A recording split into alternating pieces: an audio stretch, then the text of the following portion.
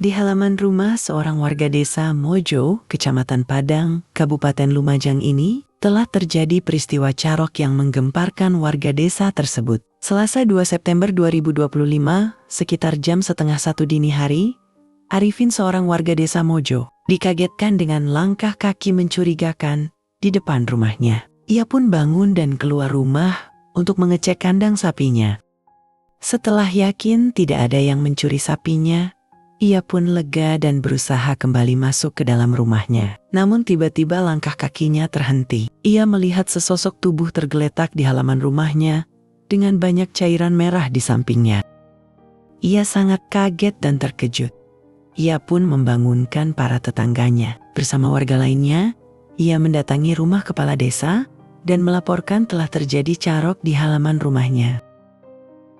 Petugas Polsek Padang dan tim Inafis Polres Lumajang yang dilapori warga langsung mendatangi lokasi dan melakukan olah tempat kejadian perkara. Kondisi korban ketika ditemukan sudah tidak bernyawa, tergeletak di halaman rumah warga dengan luka bacokan di tubuh dan bagian kepala. Setelah memeriksa beberapa saksi, korban diketahui bernama Ahmad Zakaria, usia 24 tahun, warga desa Kedaung, Kecamatan Padang, Kabupaten Lumajang. Jenazah korban langsung dibawa ke RSUD Dr. Haryoto Lumajang untuk dilakukan autopsi. Peristiwa tragis ini menyisakan banyak pertanyaan dari warga. Apa yang sebenarnya terjadi di malam kelam itu? Siapa pelakunya? Dan apa motif dibalik perbuatan keji seperti itu? Saksikan kisah nyata ini secara lengkap dalam tayangan Jejak Kasus X berikut ini. Terima kasih telah mengklik video ini. Jangan lupa untuk subscribe, like, share, dan komen. Selamat menyaksikan.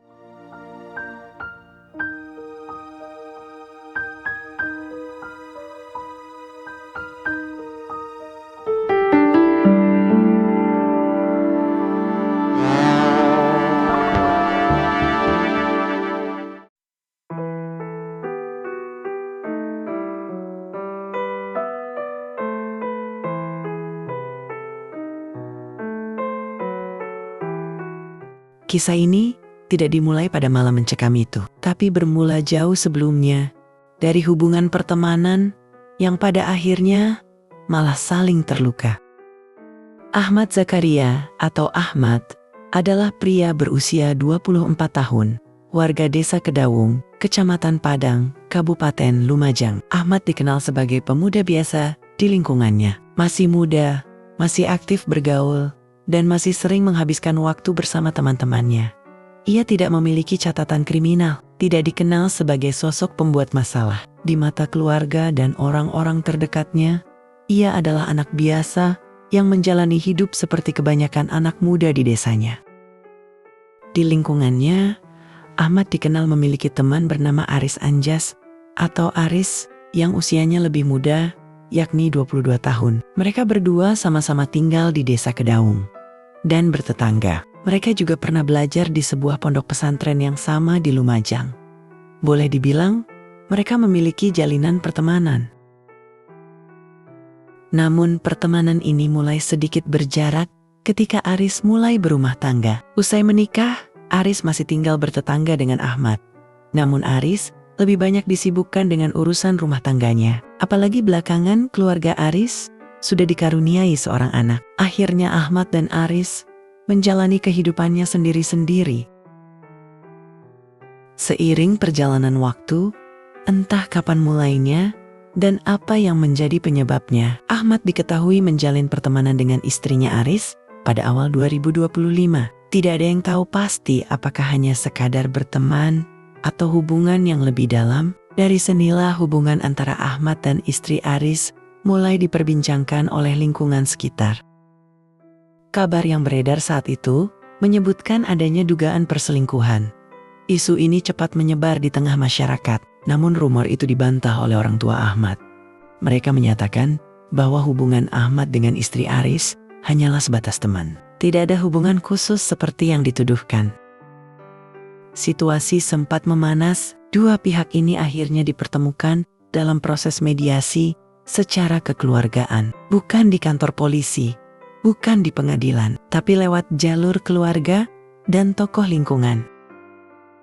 Dalam pertemuan itu, masing-masing pihak menyampaikan pandangan mereka dengan nada yang lebih dingin. Emosi diturunkan, dan akhirnya konflik dinyatakan selesai secara kekeluargaan. Tidak ada laporan hukum lanjutan, tidak ada proses pidana, dan tidak ada tuntutan resmi. Di mata masyarakat, persoalan itu sudah dianggap selesai. Namun dalam perjalanan waktu, kehidupan rumah tangga Aris malah mengalami goncangan. Hubungan Aris dengan istrinya sering terjadi perselisihan. Puncaknya setelah 2 bulan dari peristiwa perdamaian itu, hubungan suami istri itu kandas. Meski telah dikaruniai seorang anak, Aris dan istrinya sepakat melakukan perceraian pada bulan Juli 2025. Secara resmi, hubungan suami istri itu telah berakhir. Masing-masing melanjutkan hidupnya di jalur berbeda. Aris pun menerima kenyataan itu dengan tenang. Ia juga menganggap persoalan tersebut sudah selesai. Ia mengaku sudah move on. Tidak ada lagi urusan dengan masa lalu. Namun satu hal yang tidak pernah bisa dipastikan oleh siapapun adalah apakah luka itu benar-benar hilang atau hanya dipendam.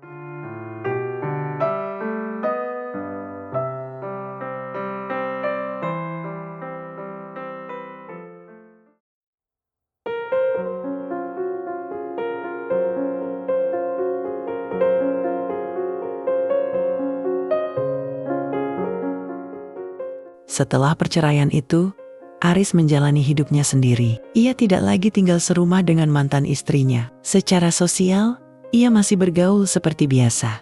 Bekerja, mengobrol dengan tetangga, bertemu teman. Tidak ada tanda-tanda mencolok bahwa ia masih menyimpan konflik yang belum selesai. Perlahan ia membangun ulang kehidupannya sebagai seorang pria yang berpisah dari rumah tangga.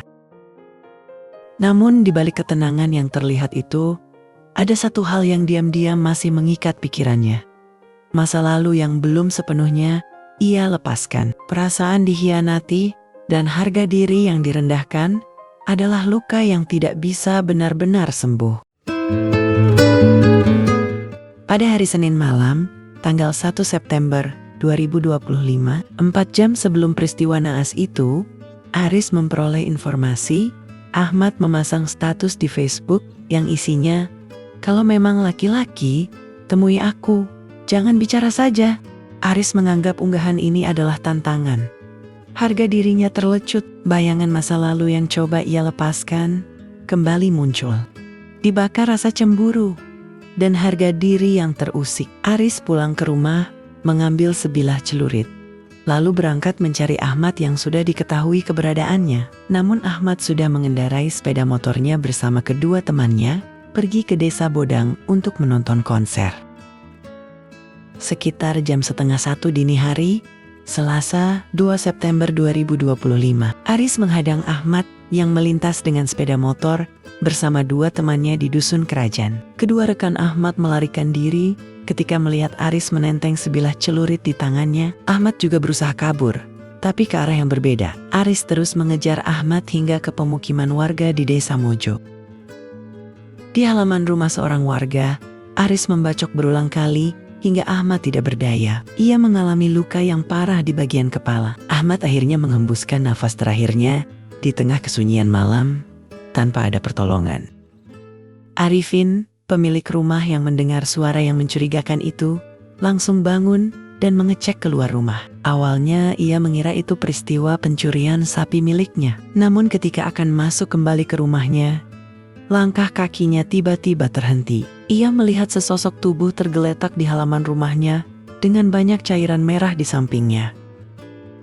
Usai dilapori warga, petugas kepolisian Lumajang langsung mendatangi lokasi dan melakukan olah tempat kejadian perkara. Kondisi korban ketika ditemukan sudah tidak bernyawa, tergeletak di halaman rumah warga dengan luka parah di kepala, mulut, dan leher. Usai melakukan perbuatan kejinya, Aris kembali pulang ke rumahnya. Ia tidak berusaha kabur. Sekitar pukul 1:30 dini hari, Aris menyerahkan diri ke perangkat desa dan kemudian dibawa ke Polres Lumajang. Polisi turut mengamankan sebuah celurit yang digunakan untuk menganiaya korban hingga menghembuskan nafas terakhirnya. Kini, Aris harus menghabiskan keseharian hidupnya di ruang tahanan Polres Lumajang, Jawa Timur. Aris dijerat dengan pasal 338 KUH Pidana dengan ancaman hukuman penjara maksimal 15 tahun. Namun polisi terus melakukan pendalaman guna mengungkap fakta sebenarnya. Jika nantinya ditemukan unsur perencanaan, Aris bisa dikenakan pasal pembunuhan berencana dengan ancaman hukuman mati atau penjara seumur hidup atau paling lama 20 tahun. Setelah 2 bulan melakukan proses penyelidikan terhadap Aris dan beberapa saksi lainnya, Polres Lumajang akhirnya menemukan tersangka baru dalam kasus ini. Dalam melakukan aksi kejahatannya, Aris dibantu oleh seorang temannya, Abdul Hafid berusia 35 tahun yang juga warga desa Kedaung, Kecamatan Padang, Kabupaten Lumajang. Menurut pihak kepolisian, Hafid berperan aktif dalam aksi kejahatan tersebut. Hafid menyadari niat jahat Aris saat berangkat dari rumah. Hafid diketahui menyetir kendaraan saat mereka mencari korban. Ketika berpapasan di tengah jalan, Hafid yang memberhentikan korban. Usai melakukan perbuatan jahatnya, Hafid juga mengantar tersangka pulang ke rumahnya. Saat ini Hafid dihadapkan pada ancaman hukum yang serius. Meskipun tidak secara langsung melakukan tindak pidana kejahatan, ia dijerat dengan pasal 340, subsidiar pasal 338 Junito, pasal 56 KUH Pidana tentang pembunuhan berencana, dan turut memberikan bantuan dalam tindak pidana. Ancaman hukumannya 13 tahun penjara.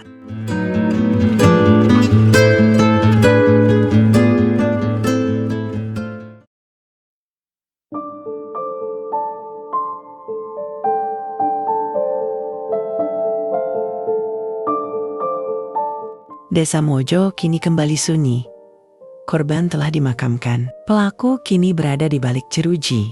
2 keluarga menanggung luka yang berbeda. Semua bermula dari sesuatu yang tampak sederhana.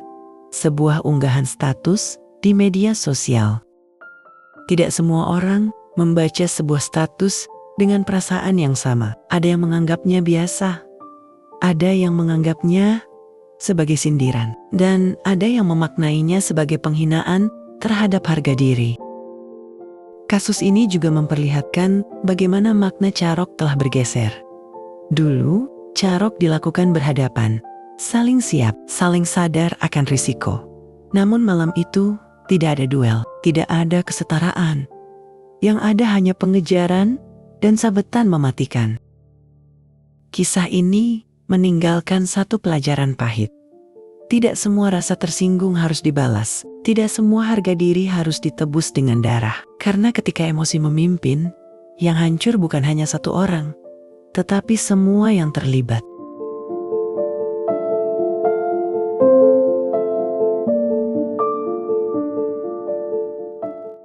Terima kasih telah menonton video ini sampai akhir. Sampai jumpa di kisah nyata berikutnya. Jangan lupa share, like, subscribe, dan komen untuk cerita-cerita kisah nyata lainnya.